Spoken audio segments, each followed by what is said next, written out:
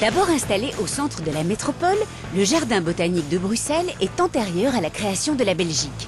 Il date des années suivant la Révolution française, une époque où la botanique était une préoccupation importante du pouvoir politique.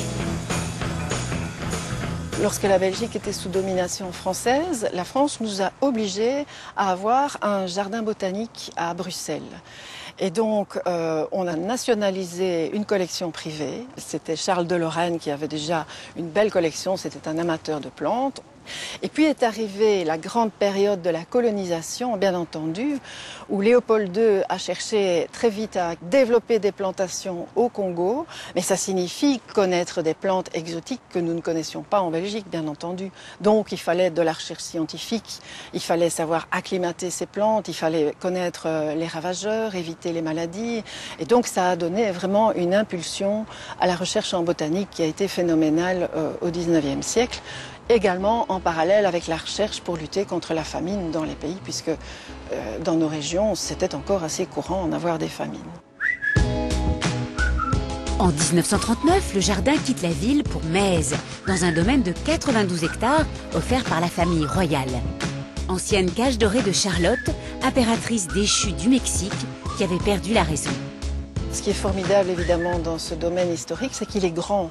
Donc nous avons 92 hectares, donc aussi des possibilités d'extension pour les collections et de plein air et les serres, puisque nous avons 1 hectare de serres publiques, ce qui est vraiment remarquable, c'est parmi les plus grandes serres européennes.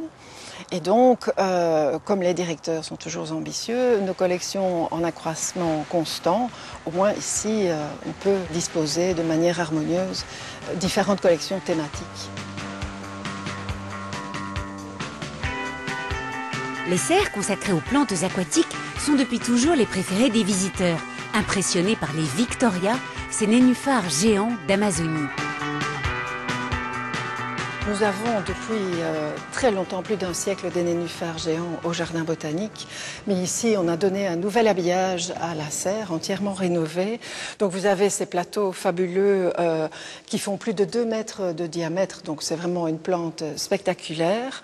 Mais alors en plus, on a habillé la serre de marais tropicaux et surtout de mangroves, parce que ça c'est assez difficile à trouver dans les jardins botaniques. Donc ici, nous avons recréé un paysage de mangroves. Et c'est un milieu extrêmement précieux parce que justement, ce fouillis végétal, puisqu'il pousse en forêt, ça sert de refuge pour les poissons et qui se reproduisent dans ce milieu-là. Donc c'est vraiment un milieu économiquement précieux. Évidemment, c'est une mission récente du jardin botanique, enfin relativement récente par rapport à la recherche scientifique qui est très ancienne, c'est justement de sensibiliser le public à l'importance du monde végétal. Parce qu'en général, les plantes, c'est un décor vert, on ne voit pas à quoi ça sert, et on voit encore moins à quoi les chercheurs s'affairent dans un jardin botanique. Or ici, voilà le milieu des mangroves, par exemple, qui est tellement important pour l'environnement, mais qui est tellement important aussi pour l'économie des pays qui en disposent. C'est notre rôle d'en parler et c'est notre rôle d'expliquer pourquoi les plantes et les êtres humains sont si intimement liés.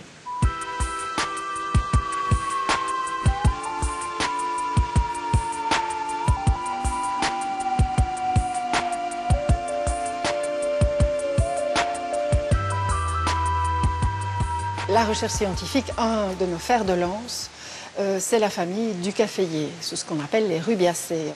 Et donc, nous avons quelques-unes des vedettes qui ont un intérêt économique important.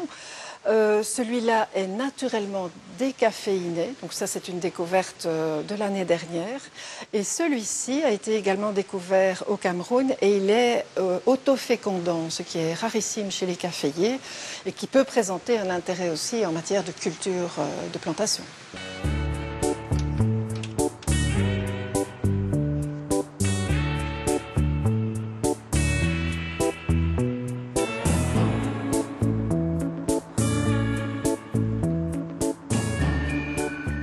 Nous sommes la seule institution en Belgique à posséder une banque de graines dont une des parties essentielles, ce sont les espèces de Belgique et du nord de la France, espèces rares et menacées. Et donc, une des tâches de nos chercheurs, c'est d'aller récolter des graines sur le terrain. Et ces graines, nous les hébergeons ici, soit à court terme, c'est-à-dire une dizaine d'années, dans des conditions très spécifiques de température et d'humidité, ou alors plus d'un siècle en congélateur. Et nous procédons à des tests de germination très régulièrement, comme notre collaboratrice est en train de le faire maintenant, pour voir si les graines ont bien conservé leur potentiel, évidemment, de germination. Et donc ça, si vous voulez, c'est ce que nous appelons le plan B pour la biodiversité, parce que, bien entendu, nous préférons conserver les habitats naturels avec leur richesse végétale. Ce n'est pas toujours possible. Donc, en étant pragmatique, on sauve les espèces, on les conserve ici, bien à l'abri, avec un potentiel de germination pour une éventuelle réintroduction selon les cas. Œuvrant à l'étude des plantes venues des terres lointaines, à la protection et l'inventaire de celles que nous pourrions voir disparaître dans nos régions, stimulant l'intérêt du public pour ces choses essentielles, les jardins botaniques demeurent d'incontournables relais entre les hommes et la nature.